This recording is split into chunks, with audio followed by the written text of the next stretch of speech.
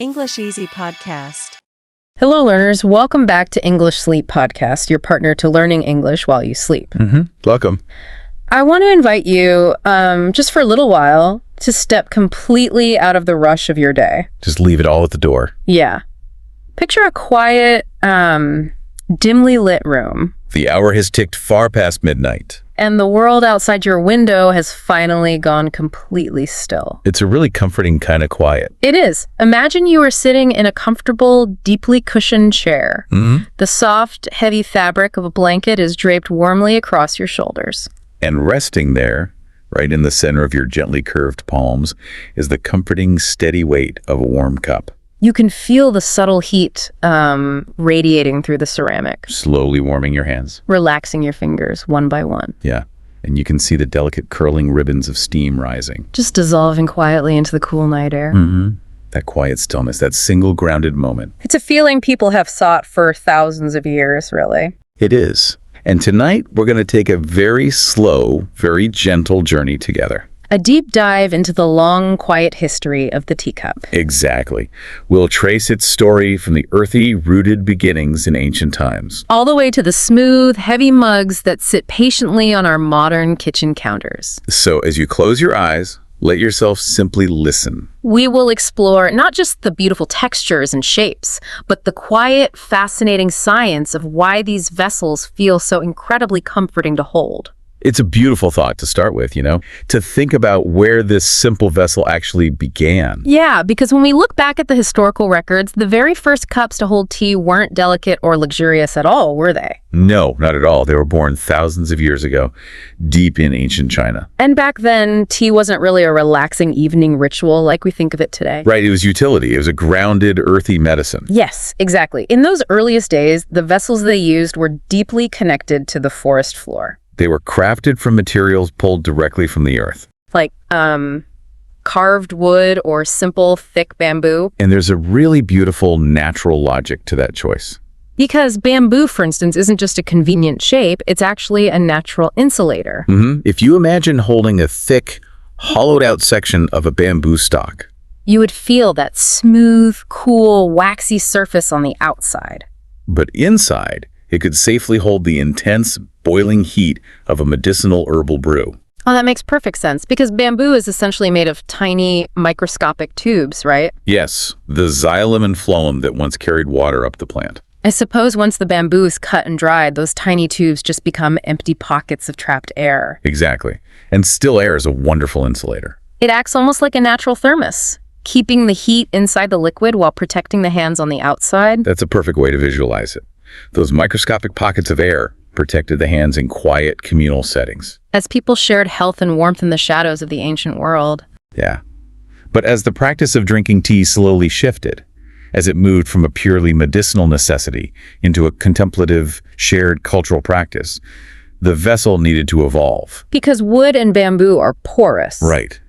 Over time, they absorbed the flavors of the tea, becoming damp and heavy. To truly elevate the experience, people needed something smoother. Something that could hold heat even better without absorbing the liquid itself. Which brings us to a rather magical transition during the Tang Dynasty, roughly between the years 618 and 907.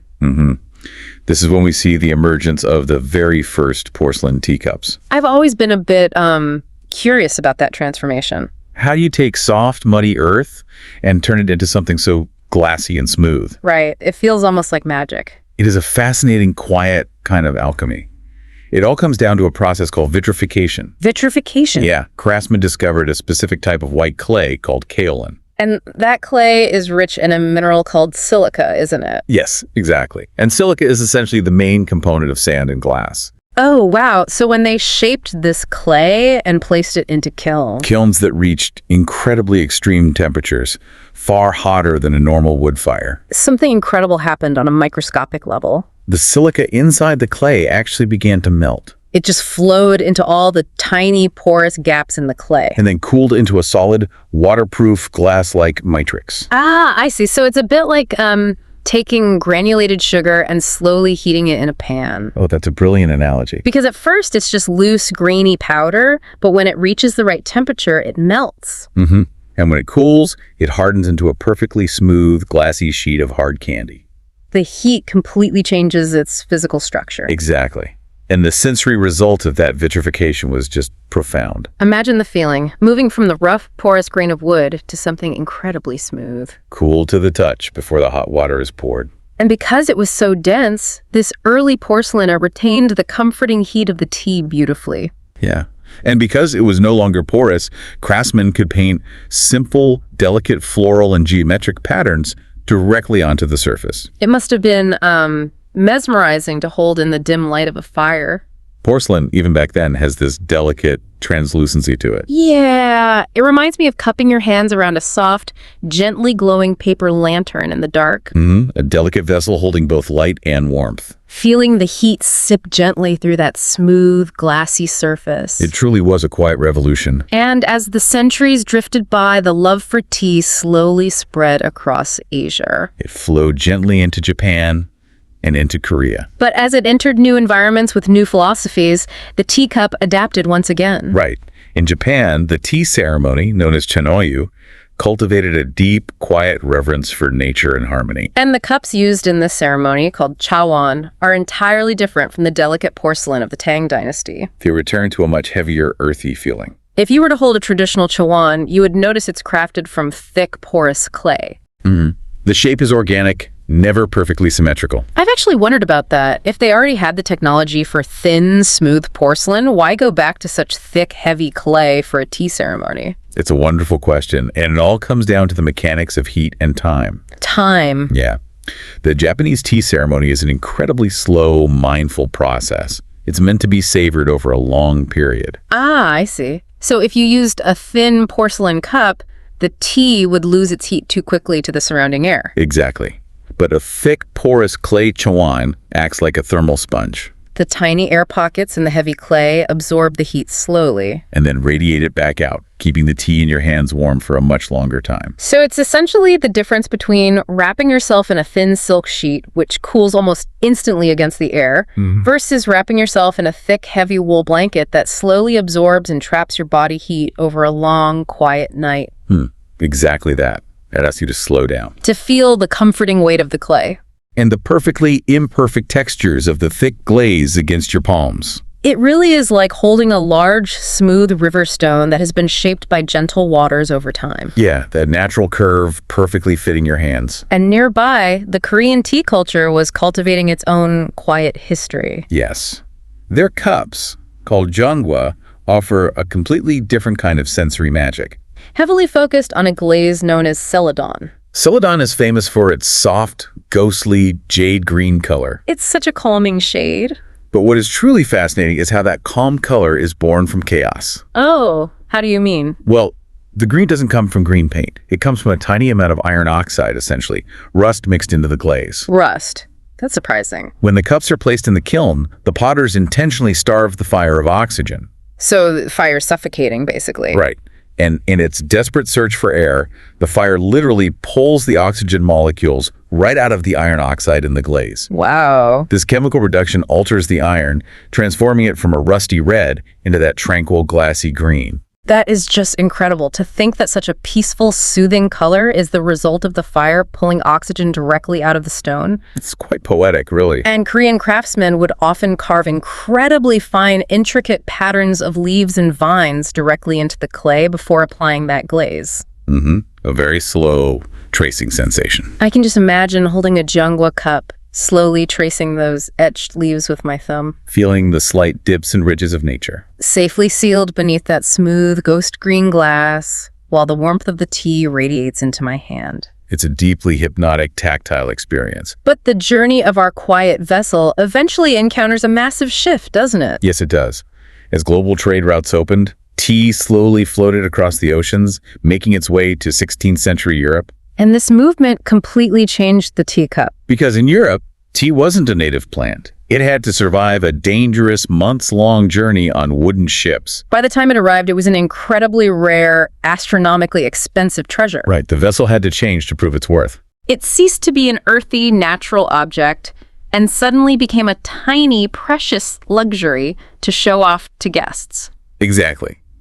I know that in those early European days, before they figured out how to make their own porcelain, the very wealthy would drink tea out of cups made of pure, heavy silver. But I've always been a bit confused by that.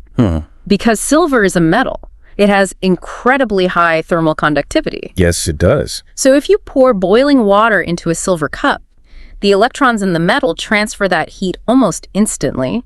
Wouldn't holding a silver teacup simply burn your fingers? You are entirely correct. And they did burn their fingers. Oh, wow. Silver's a terrible insulator, but the Europeans wanted to use their most expensive material for their most expensive drink. So they had to invent physical workarounds. This is exactly why the teacup handle was widely adopted and refined in Europe. I see. It allowed the drinker to pinch a tiny, cooler piece of metal extending away from the hot bowl. Exactly. It also meant the tea inside cooled down much faster. But because tea was so expensive, they only poured tiny, thimble-sized amounts at a time. Taking very refined, delicate sips before it grew cold. Imagine sitting in a velvet-lined room, lit only by the flickering golden glow of candles.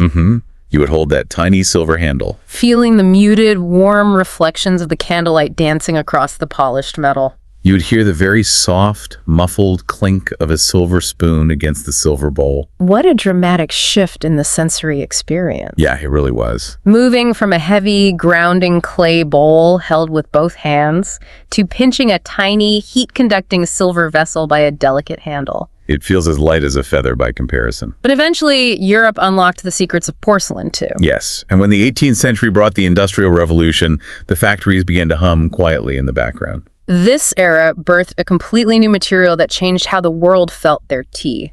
Bone china. Yes, bone china is a true marvel of sensory science. It offers this deeply comforting combination of absolute fragility and hidden strength.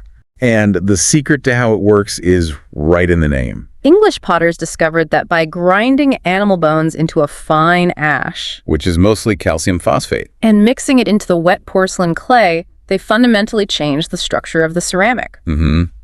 During firing, that bone ash melts and forms a microscopic, highly ordered crystalline lattice inside the walls of the cup. So it's a bit like how construction workers pour concrete over a grid of steel rebar. That's a great way to picture it. The concrete is smooth on the outside, but the hidden steel skeleton inside gives it the strength to hold up a building. Precisely. That microscopic calcium skeleton gives bone china incredible physical resilience. It meant potters could spin the clay almost paper thin without it collapsing in the kiln. And because that internal crystal structure is so orderly, light doesn't get blocked or scattered. It travels right through. If you hold a delicate piece of bone china up to the fading light of a window, you will see its beautiful, goose-like translucence. Yeah. You can actually see the faint, warm shadow of your own fingers resting against the back of the cup. It feels like holding a secret. It really does. It looks like solid, milk-white stone, but light passes right through it. And that comforting combination of sturdy strength alongside its beautiful beauty paved the way for the Victorian era from 1837 to 1901. A time of incredible, intricate opulence. The Victorians loved to decorate. They turned the teacup into a tiny tactile canvas. Imagine picking up a Victorian teacup. As your thumb brushes the outside, you would feel the slightly raised, bumpy texture of hand-painted flowers. Enamel paints baked onto the porcelain, leaving a raised, tactile map of roses and vines. And right at the very edge of the cup, where it meets your lips, you would feel the cool, incredibly smooth slip of gold trim. Which isn't just for showing off wealth, right?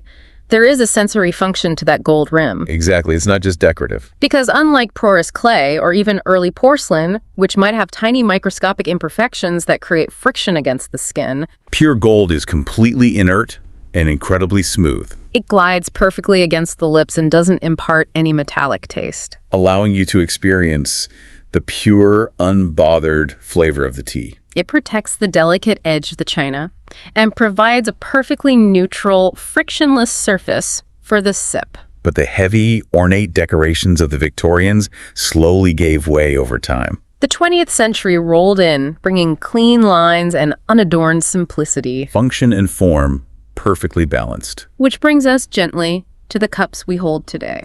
Think about the mug you might reach for on a quiet, lazy morning. Perhaps it's a modern, heavy ceramic mug with a beautiful marble glaze.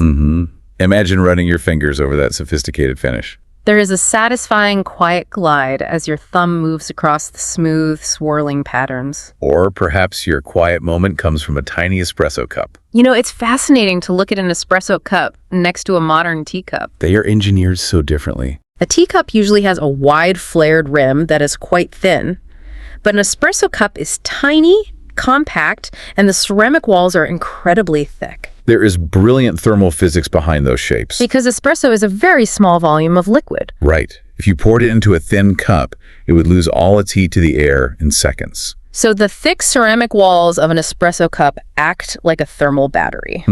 Baristas pre-warm these thick cups on top of the machine. The heavy clay stores the heat, so when the tiny shot of espresso hits the bottom, the cup doesn't steal its warmth. It envelops it, holding that intense, dark heat steady. But a teacup holds a much larger volume of boiling water and needs to cool down slightly so you can actually drink it. Exactly.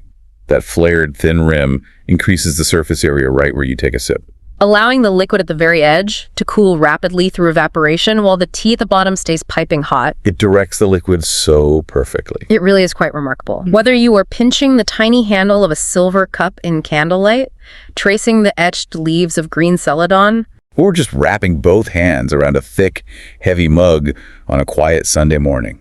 it's beautiful that, the science and the shapes have shifted over thousands of years, but the core purpose hasn't changed at all. It is still doing exactly what it did in that ancient bamboo forest. Offering you a quiet moment of warmth, a small, safe pocket of peace. It is. The vessel changed its material, its weight, and its color to adapt to our changing world. But the stillness inside the cup, That gentle warmth sinking into your palms, and the quiet exhale that comes just after that first sip. that mechanism of comfort has always remained exactly the same. Yeah. As you lie there tonight, feeling the soft weight of the blankets around you. Letting your breathing slow down to a steady, calm rhythm. I want to leave you with one final sleepy thought to carry gently with you into your dreams. Think of the exact shape your hands make when they cup a warm bowl. That gentle, empty curve of the fingers. The slight bowing of the palms. Now, close your eyes and imagine all the thousands upon thousands of hands from centuries past across entirely different continents that have made that exact same shape in the dark. People you will never meet. Holding rough wood, holding smooth glass, holding cool silver or heavy clay. All of them molding their hands into that identical curved shape. Seeking the very same quiet comfort and the very same stillness that you are feeling right now. You are sharing this quiet midnight moment with all of them. Sleep well, everyone. Good night. May your rest be deep and perfectly peaceful.